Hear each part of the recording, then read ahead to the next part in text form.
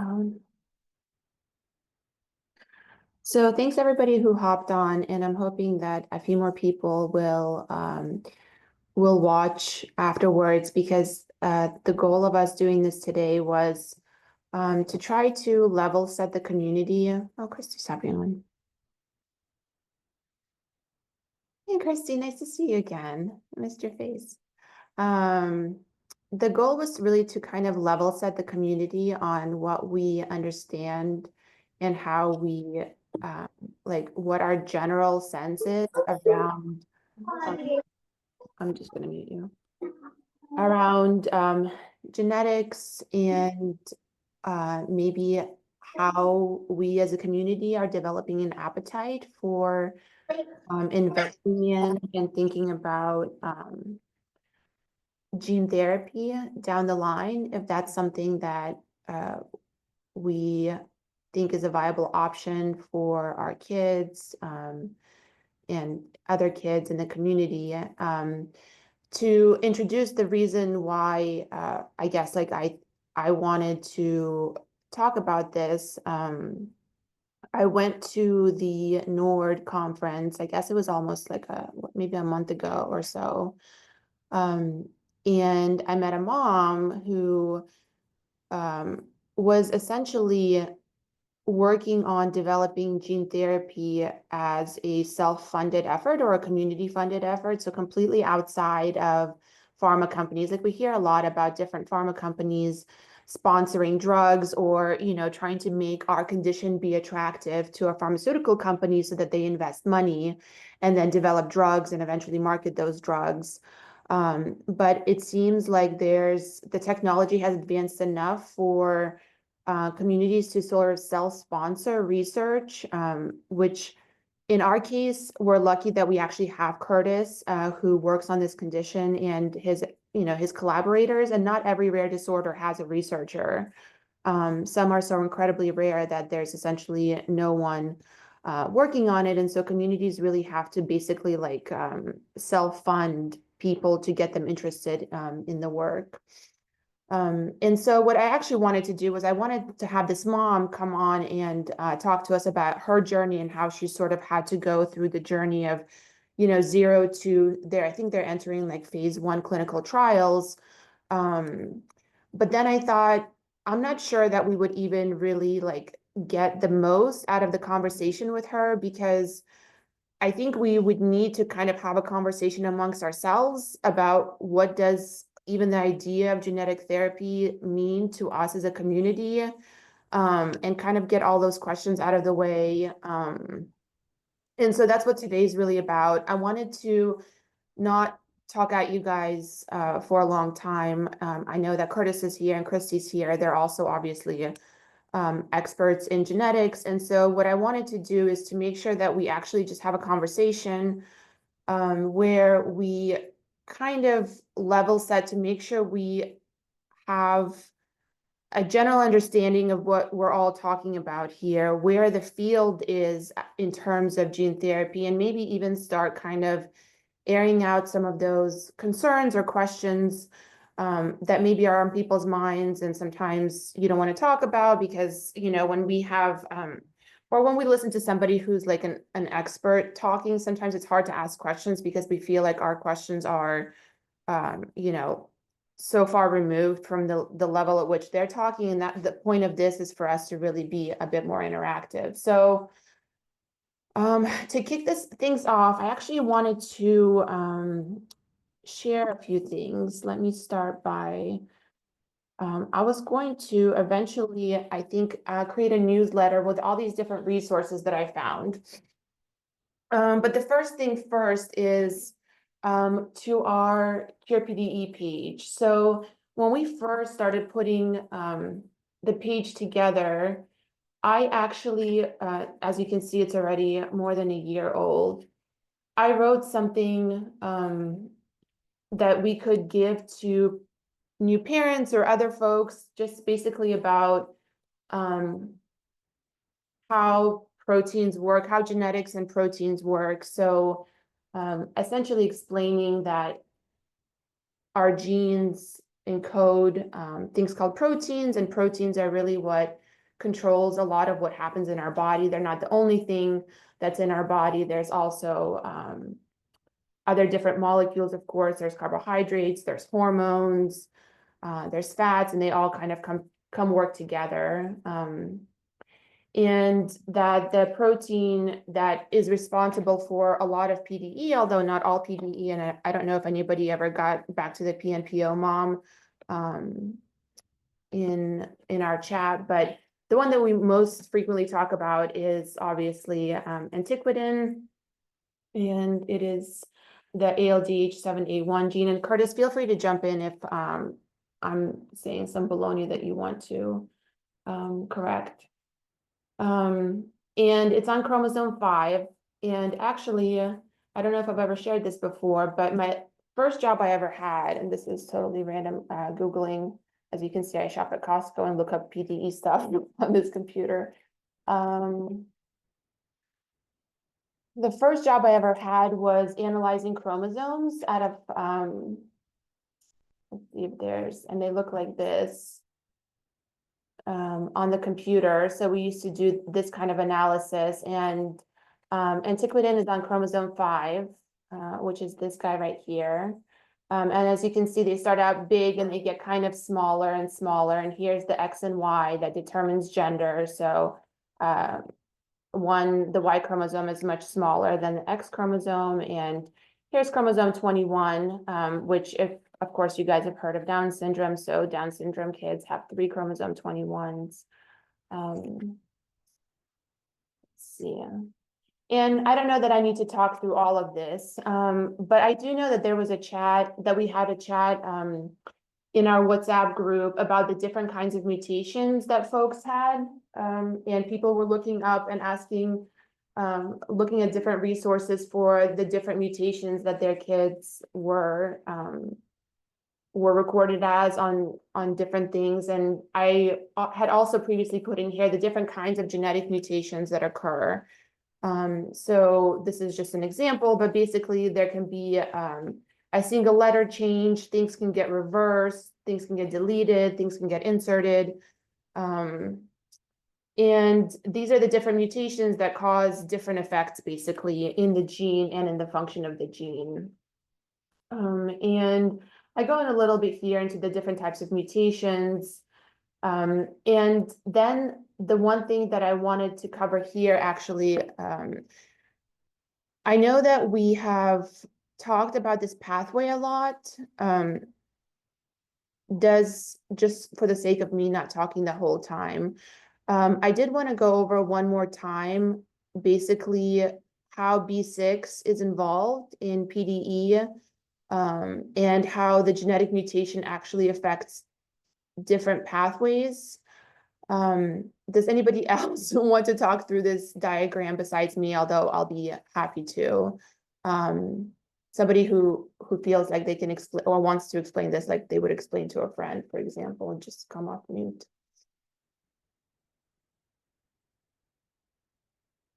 Okay, does everybody, I guess, like, I don't think I always understood this either. So here's our gene. So this is lysine, which we often count as the protein we feed our kids, and it gets broken down. And in theory, it needs to be broken down through this pathway all the way down to the molecules that our body would use in order to be functional. And as happens with a lot of genetic mutations along the way, this is where our antiquidin gene is affected in different ways. And again, this is one of the things that these different mutations, basically depending on the kind of mutation you have and where the mutation is in the gene, affects this function a little bit differently. So in this graphic, it's completely a red X, right? So it's basically saying that this enzyme or this pathway is completely not working. But we don't actually know that to be true in every mutation. For a few of the different mutations, we actually do know the amount of function that's left, but not for every mutation. And so in theory, this isn't always true. In theory, assume that the less function there is, the worse it is. So if you have a little bit more function left, that should be better than having no function left. It's kind of like if you imagine having an arm, if you can use your arm a little bit, it's better than not being able to use your arm at all. But that's, I don't know, Curtis, I would say that that's not been proven to be true for PDE. And there are conditions where having some function is actually worse than having no function. So feel free to jump in. But the idea is, it's kind of like a kitchen sink is the way that I describe it. And so when there's a block right here, what happens is kind of like in a kitchen sink, when you have a stoppage, everything above it builds up. So in this case, it's ASA, which builds up, and also things upstream of it, which actually by itself has nothing to do with vitamin B6. But it just so happens that ASA converts to this P6P, right? That would call, yeah, P6P right here, and also this piperacolic acid, which what are the two compounds that kids get measured on organic acid? Where is it, piperacolic acid and ASS? Can somebody tell me what I think we get measured for, yeah, piperacolic acid, alpha ASA, and another one. B6C. B6C. Yeah, that's one. P6C? Peptidine 6-carboxylate. Okay, so these three right here, right? Yes, yeah. Piperacolic acid, okay.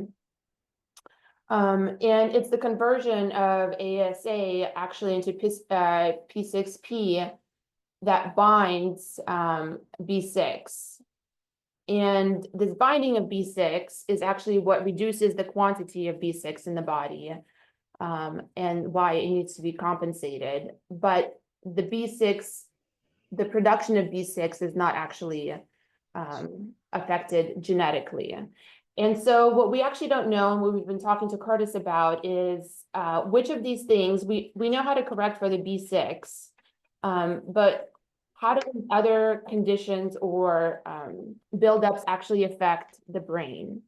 And so a lot of therapies try to work around, for example, I think we had talked in our retreat about substrate reduction therapy. So there's therapies that are thinking about, for example, blocking this pathway at a different spot to make it less toxic. But a lot of therapies are also talking about the idea of introducing the correct gene into your body, a gene that doesn't have this block, so that basically you can compensate for not having this enzyme, so that you artificially inject the correct genetic code that makes the correct protein. And to explain that, oh, somebody has a question that's very kind. Although what can I do?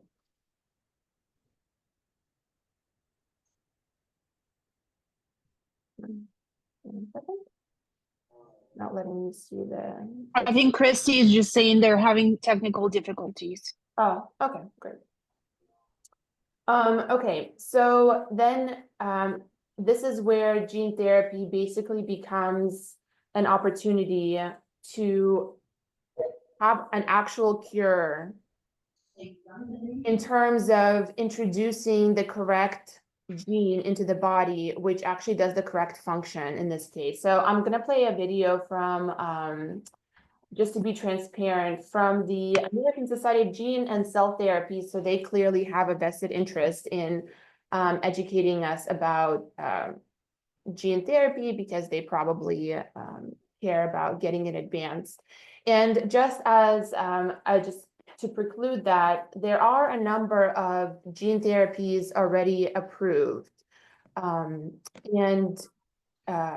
working, I assume, for various patients of various genetic conditions. A lot of them are around sickle cell or blood disorders, blindness, anybody know any other conditions where they've heard gene therapy approved? Those are the two main ones I know about. I think Muscular dystrophy, I think. muscular dystrophy, yeah, that's right, I was gonna say muscle. I think SMA has one. Yeah, SMA. And I don't actually know what all of these are for. I did not look. And also, to be honest, I don't know the difference between cellular therapy. Do you know, Curtis? What is the difference between what is cell therapy? Yeah, so for cellular therapies, we think of anything that isn't replacing the gene.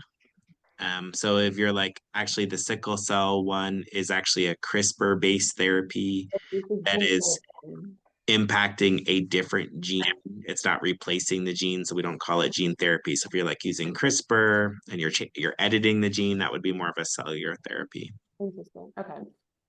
So then I thought, let's watch this video. It's for Got my post ready? For what? Skyview? No, we're ready. Frank's ready yet. What are you talking about? So, what exactly is gene therapy? First, let's start with the basics. The majority of our body's genetic information is stored in 23 paired chromosomes inside the nucleus of our cells. Each chromosome is made up of DNA that stores information to determine our unique characteristics. Specific sections of DNA are called genes. As far as we know, humans have between 20,000 and 25,000 genes. Usually, a person has 2 copies of each gene, 1 copy passed along from each biological parent. Genes provide the instructions on how to make proteins. Proteins play an important role in how our body functions. And a small change to the DNA within our genes can alter how proteins work, which can then affect how a person breathes, walks, or digests food. To better understand how genes change, here's Dr. Hans-Peter Kien. Gene variants, which are genetic changes, happen to everyone and occur as cells age or are exposed to certain chemical or environmental factors. These gene variants can also be passed along from parents. Cells often recognize these genetic changes and repair them. Other times, they can cause a disease or disorder, and treatment is needed. That's where gene therapy aims to help, by addressing the underlying cause of disease. If genes are like the blueprint to our body, gene therapy can fill in missing parts or correct errors in the drawings. Gene therapy is the use of genetic material to treat or prevent disease. The genetic material used or targeted is DNA or RNA. DNA stores our genetic information, whereas RNA is a modified copy of that information needed for the cells to build the correct protein. In gene therapy, the genetic material is transferred to the cells and then changes how proteins are produced by the cell. It can reduce levels of certain disease-causing proteins, increase production of working proteins, or even produce new or modified proteins within the cell. The genetic material needs help to get where it needs to go, like being wrapped in a package with an address label. This package delivering the genetic material is known as a vector. Typically, viruses are used as vectors because they've evolved to be very good at getting into cells. But in this case, scientists use this same ability to deliver the new therapeutic genetic material into the cell. Any disease-causing part of a virus is removed, allowing it to enter the cell without making a person sick. All vectors are tested many times for safety prior to being used in humans. There are 2 main ways to give gene therapy: in vivo and ex vivo. In vivo gene therapy means the gene is delivered directly into the person, such as through an injection. Ex vivo gene therapy removes the person's own cells and delivers the gene to these cells outside the body. These modified cells are then returned to the person. Deciding the right approach depends on the best way to target the disease. There are still many challenges to overcome for those seeking gene therapy as potential treatment options. One challenge is time. It's a lengthy process to test potential treatments in clinical trials and then undergo the FDA approval process. But advances in gene therapy research allow us to better understand how we could treat and hopefully someday prevent rare and debilitating diseases. For more information and resources about gene therapy and how it works, go to patienteducation.asgct.org.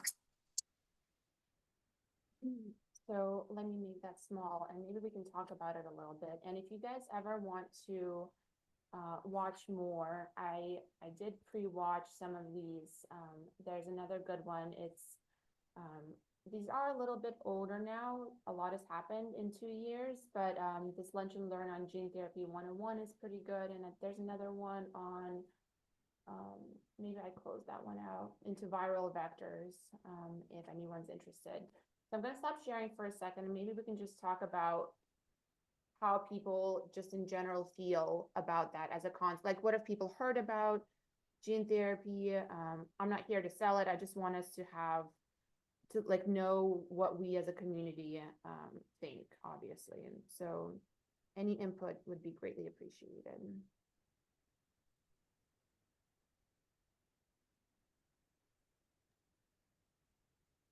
Sorry, I don't know if anybody else was experiencing this, but Anna, for some reason, your volume went way down after that video. Is that just me, or is anybody else struggling to hear Anna a bit? Let's see. I'm gonna connect them. Still not good? Not on my end. Might be my issue. If nobody else is having it, I'll. No, I'm I'll- having the same. I'm having the Oh, same yeah. issue.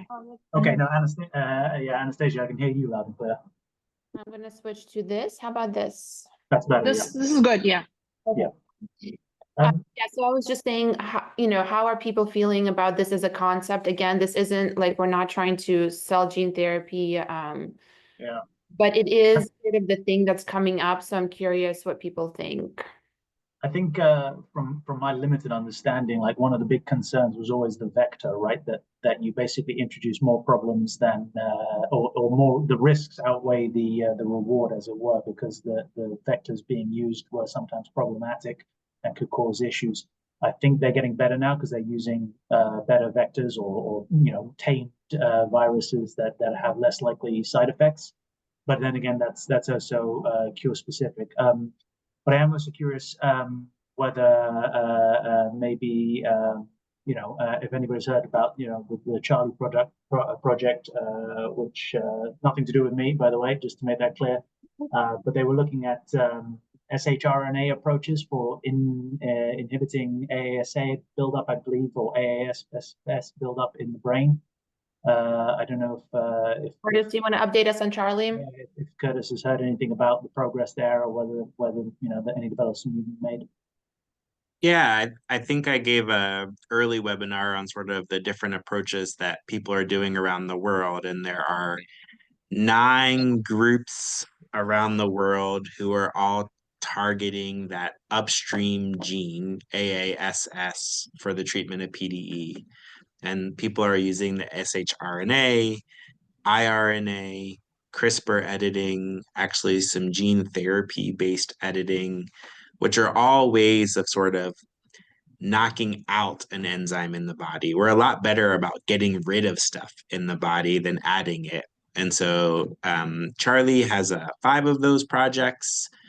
There's someone in the UK, there's 3 people in the US, there's 2 pharmaceutical companies that are all sort of trying to do the same thing in various animal and cell models. Also, Charlie has been working on gene replacement therapy as well, because it's one of those things where, at least from a scientist, we never want to bet on one thing, right? Like, we don't want to say, this is the thing that's going to help all of your children, and invest 10 years in it and then go, actually, we're wrong. Sorry, we wasted all that time. So there's a lot of different approaches. But you're right, Charlie. The Charlie Consortium has been looking at different ways to knock down a different gene than the one that causes PDE. Yeah. And do you know if they've made much progress with the actual gene replacement research, and whether that's taking shape?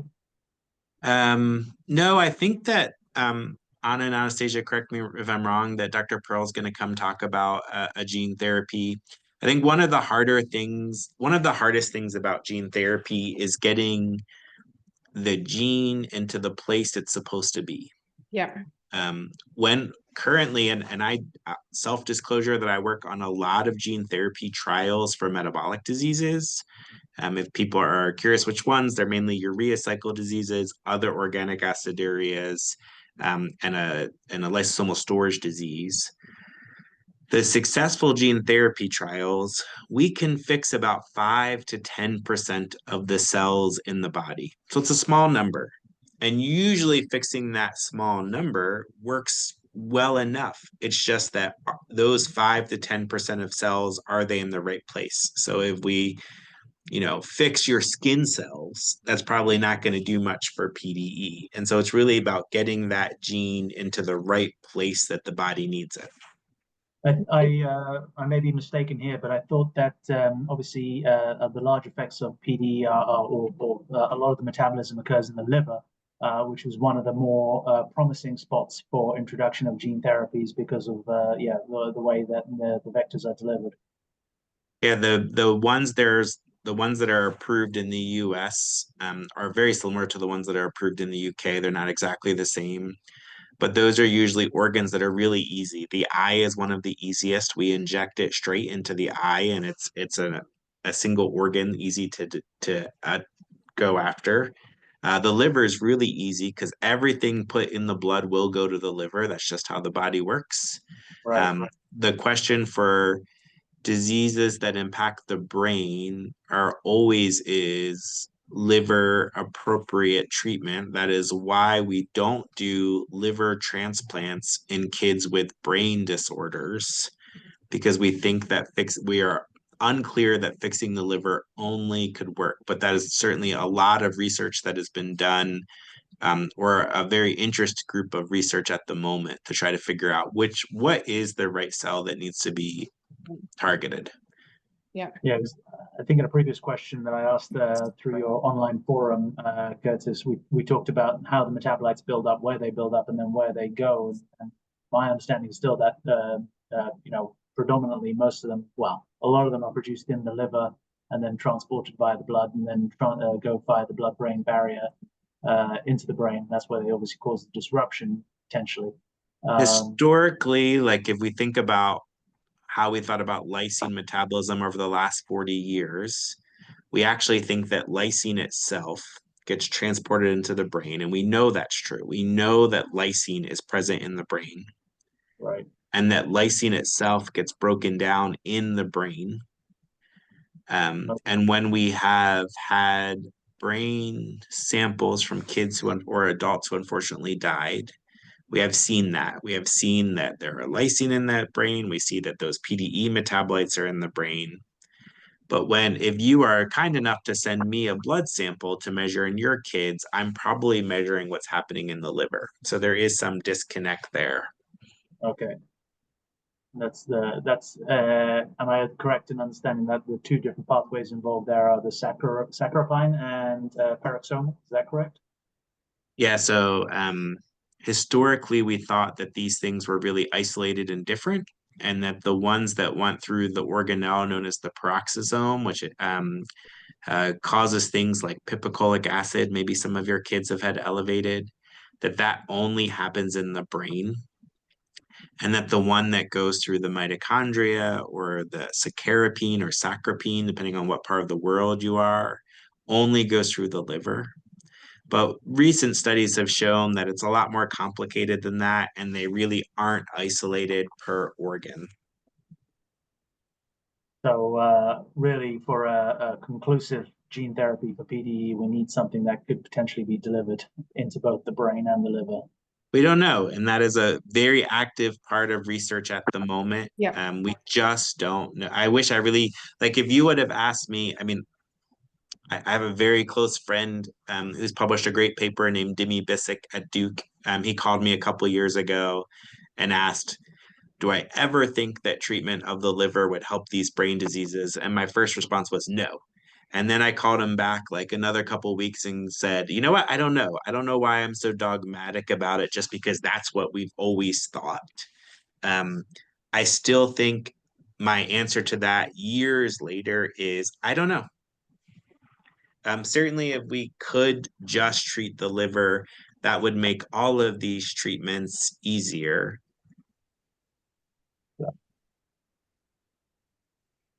I was trying to pull up the paper. What was it again, Curtis?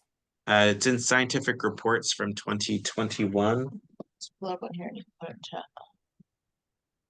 It's on the other disorder, glutaric aciduria type 1. And I invited we can send it around.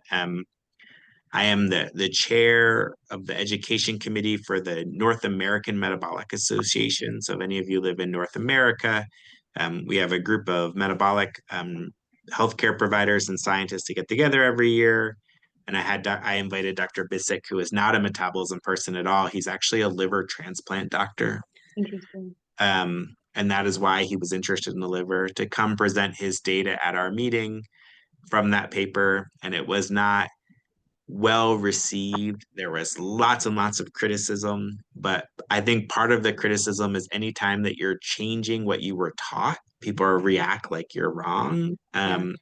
I also have some criticism of this paper. But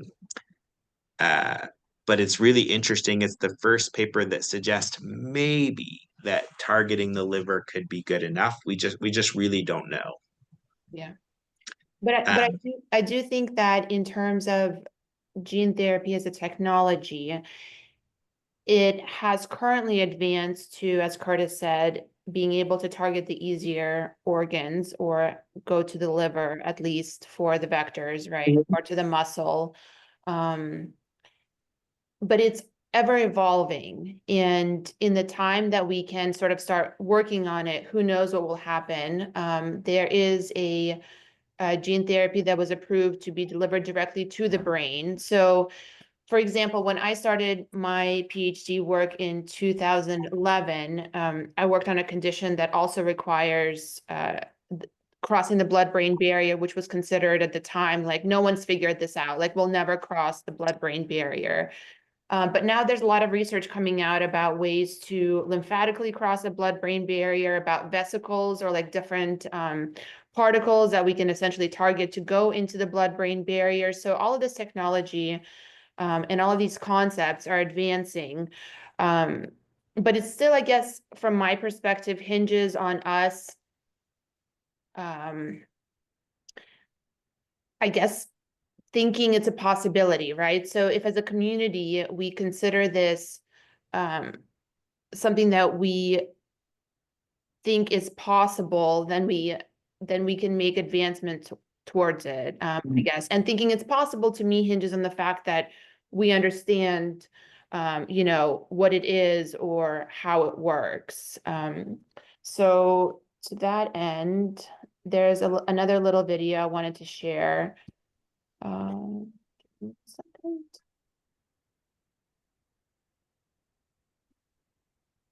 That was pretty good about, which by the way, if anyone is interested in other resources, I just pulled these up for you guys. NORD has information on gene therapy, and they have a podcast here. The other really good podcast that I listen to, if you guys want to, it's also a few years old, but was really well put together. It's from BioMarin, and it has, I believe, 6 episodes, all through talking about the various aspects of gene therapy. Let's see. Then this is from NORD. I just pulled up some of the resources they have. So NORD has some more information that you'll be able to find. And let's see, I wanted to do the question and answer video from NORD.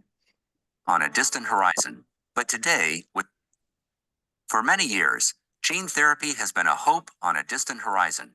But today, with the first gene therapies approved in the US and others looking promising in research, people affected by genetic diseases are beginning to see gene therapy as a real possibility in their lifetime.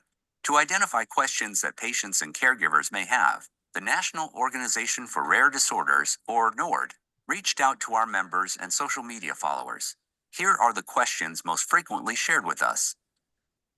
We've been hearing about gene therapy for 20 years. Why is it suddenly getting so much attention? In the past 10 years, there have been significant discoveries about DNA and ways in which it can be manipulated. This has caused a resurgence in excitement within the scientific community, pushing more preclinical and now clinical studies. In addition, sponsorship, awareness, and preclinical successes have increased, and the Food and Drug Administration has approved some gene therapy drugs. Is gene therapy a cure? Because it is still in the experimental phase, it is not known if gene therapy is a cure, but that is the goal. Can the changes gene therapy causes be passed on to future generations? There are two different types of cells, somatic and germ. Germ cells exist as eggs and sperm, and only have one set of chromosomes. These are the cells that are passed to offspring. Somatic cells are present everywhere else in the body, and have two sets of chromosomes. Right now, gene therapy is only given to somatic cells, and therefore the changes it causes cannot be passed on to offspring. It is possible that in the future, gene therapy could occur in germ cells, but right now that is not happening. How long is the treatment? What does it entail? And does it reach every cell in the body? Treatment can be given systemically or injected into the affected area. Systemic treatments are given via IV and are typically longer, up to a few hours. This also depends on your weight. A large adult will receive more gene therapy than a small child, so the treatment will be longer. Injected treatments are completed immediately, as soon as the fluid is injected into the area. Gene therapy that is administered systemically does have the potential of reaching all somatic cells, depending on the dose, but gene therapy is more often targeted to only the diseased cells. Why are there variations in responses? There are many reasons for this. One is that every individual has different DNA, so gene therapy may work better for some than for others. In addition, there is variability in the success of the drug, how effectively the gene is delivered to cells, how many cells need the gene to function, and how much enzyme the introduced gene produces. Is it safe? What are possible side effects? As with any drugs, side effects are possible and expected. Normal immune system responses such as fever are common, but severe responses do occur. But it is important to remember that no drug can be given to humans until there have been preclinical safety studies and the data approved by the FDA. Why does it cost so much? The price is high because it is expensive to research and create the drug. In addition, right now, it is difficult to make on a large scale, so it takes time. But it is important to consider that for many disorders, gene therapy could relieve some symptoms, reducing other medical costs. Will insurance pay for it? It is currently unknown if insurance will pay for it. One gene therapy on the market has been covered by some insurance companies. Some companies developing gene therapies are exploring ways to connect the costs to how well the treatment is working. Who will be able to receive gene therapy? Will it be only those with severe or life-threatening disease? Before gene therapy can become widely available, it will likely be tested on more severely affected patients. Most scientists are currently focusing on development of gene therapies for severe disorders. In addition, individuals who have already been exposed to the virus in which the gene therapy is packaged will not be eligible for treatment. The viruses used in gene therapy are naturally occurring and benign, but still foreign to the body. Because of this, individuals can come in contact with the virus and antibodies develop. Those antibodies would destroy the gene therapy before it could be effective, if that person were to be treated with gene therapy. What is the difference between gene therapy and gene editing? Gene therapy is the introduction of a new gene to the cell to compensate for a mutated gene. Gene editing replaces an existing gene in the patient's DNA with a correct copy. Gene editing can involve removing a mutated gene, adding a correct gene, or both, kind of like cut and paste. How can I find out if a gene therapy clinical trial is available for my condition? The best way to find out is by asking your specialty care provider or on clinicaltrials.gov, where all U.S. clinical studies are publicly listed. These are important topics for individuals and families affected by genetic diseases. NORD will be following developments related to gene therapy over the coming months, and we will continue to share information and updates.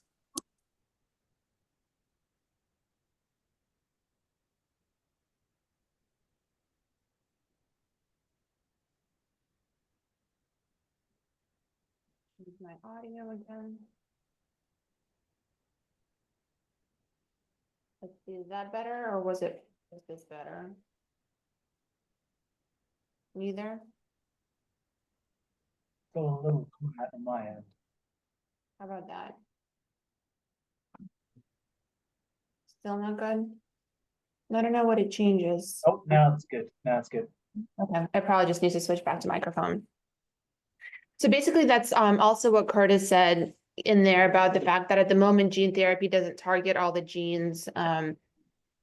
But what I guess like the other point is in order to get to the point, so you have to develop the therapy, which takes some amount of time. And by the time you develop the therapy, there could be also additional advancements in delivery mechanisms and things like that, because things really are changing very rapidly. So I guess I don't want to belabor the point. And again, I'm not here to sell it. I just wanted to let you guys know that this is something that a lot of rare disease groups are talking about, and thinking about, and I think it's worth for our community to think about it too, because it will have to be our kids who undergo this treatment and participate in the development of this treatment. So if anybody has any questions, I guess this is just a forum to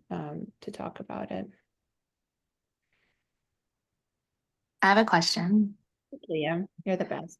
Are the different variants, like gene variants in our kiddos, like what we've been talking about, and I know Curtis emailed me about Jack specifically, are those going to determine whether they're like able to do gene therapy, or does that matter? Will it be, do you see what I'm saying? Like, do their variants make a difference? Will it be available for all kiddos with PDE?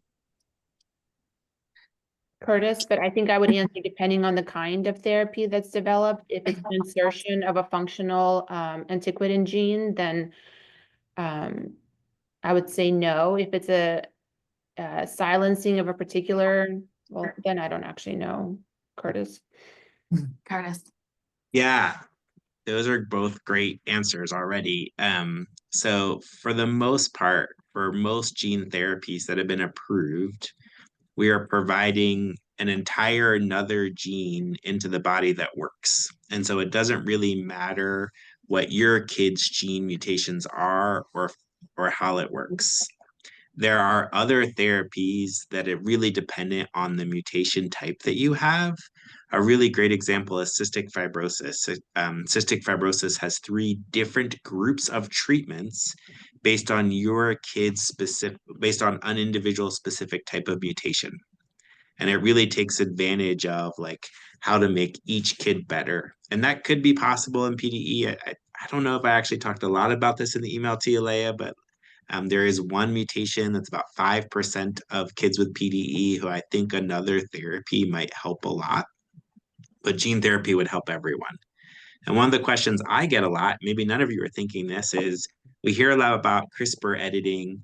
Why don't we do, like, it sounds really exciting. It's on the news a lot. Why don't we do CRISPR for this disorder? And that's because we'd have to change every single person's mutation based on who they are.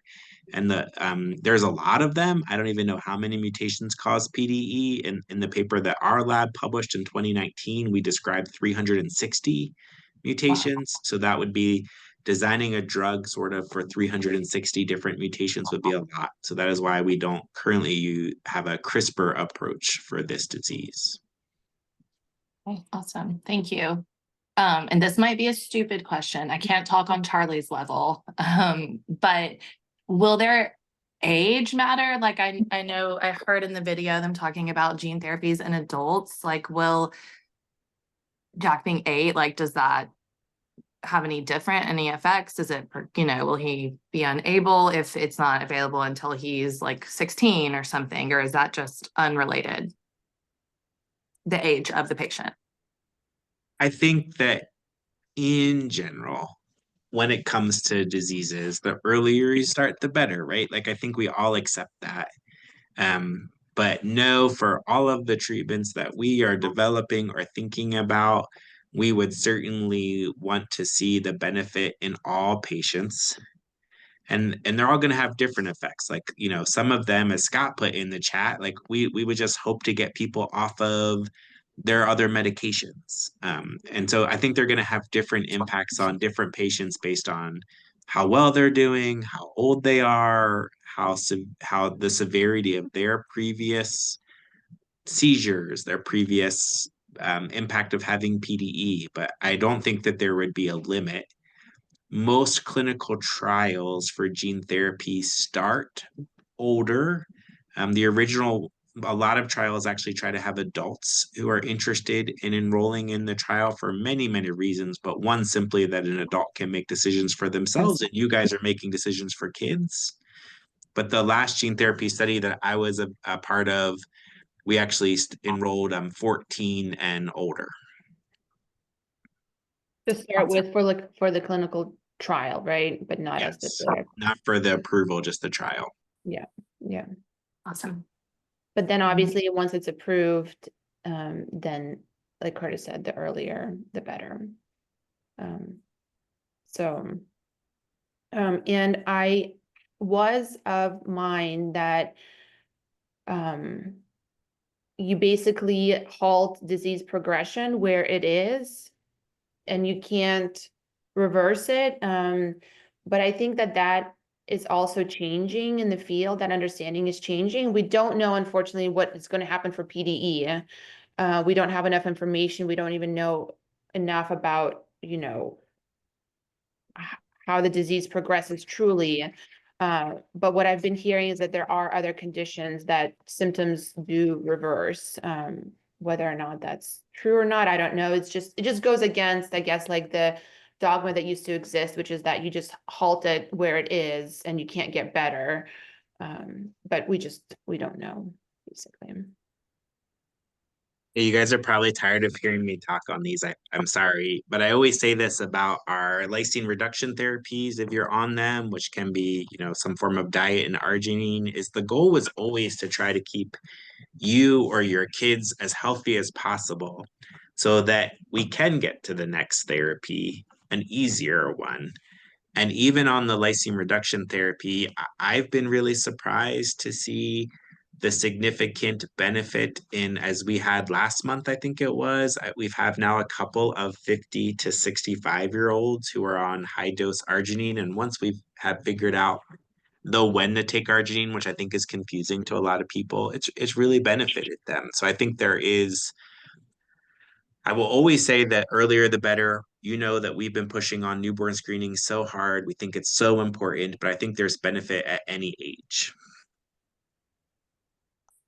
I do want to add, Curtis, that I think I speak for everybody when we say we're never sick of hearing from you or having you on these webinars. So yeah, once again, thank you very much for your time. Yeah.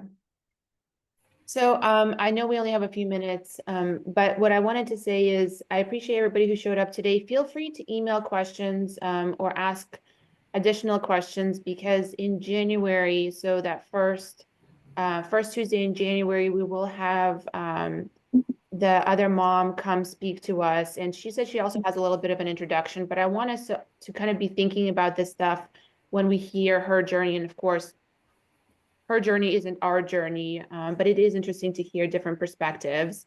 Then in February, we finally have the dietitian that we've set up. So our dietitian will speak to us in February. It's going to be actually, she might be on our time.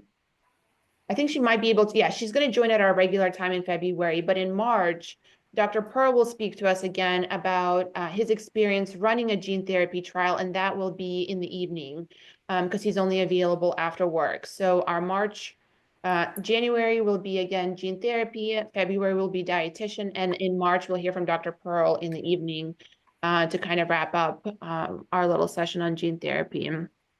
And if you guys have other speakers that you want me to reach out to, let me know. I think Curtis and I are working on some speakers as well. Curtis has a PhD student that's working for him and Christy. Oh, hi. Oh, do you want to introduce yourself? Hi, my name is Nicole, and I am the Human Genetics program here in Anchu. Awesome, great. So we were thinking maybe once Nicole finishes her rotation, she would give us a presentation on her work. And that's basically what we've got set up for the next few months. Let me see if there's any questions. Can I ask one more question? To Curtis about newborn screening. Are we still feeling like it looks good for 2025? I am very optimistic.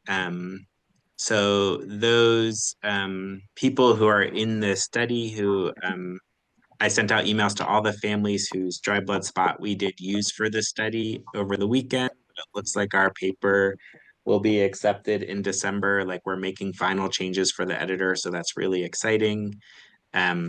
A couple of countries have meetings set up to discuss it specifically. And once these papers are out, I would like the families, however you guys want to think about that, whether that's through Cure PDE, a different group, individuals, but I would like us to consider submitting our REST submission together as both like a strong family advocate of we think newborn screen should be supported, and then we need some clinicians and scientists as well. And I think we should do it together. We would be ready to do that at any moment, starting now. Okay, I'm So ready. very excited. Let us know how we can help. So can I make a comment? Sure. This is Barb Lamlin. I'm kind of a legacy mom here, and I live on both sides of sadness and joy that I found this group, because I have 3 children with pyridoxine, 28, 23, and 18. And I really appreciate what Curtis said about the lysine and the arginine, because we didn't find out about that till about 3 years ago.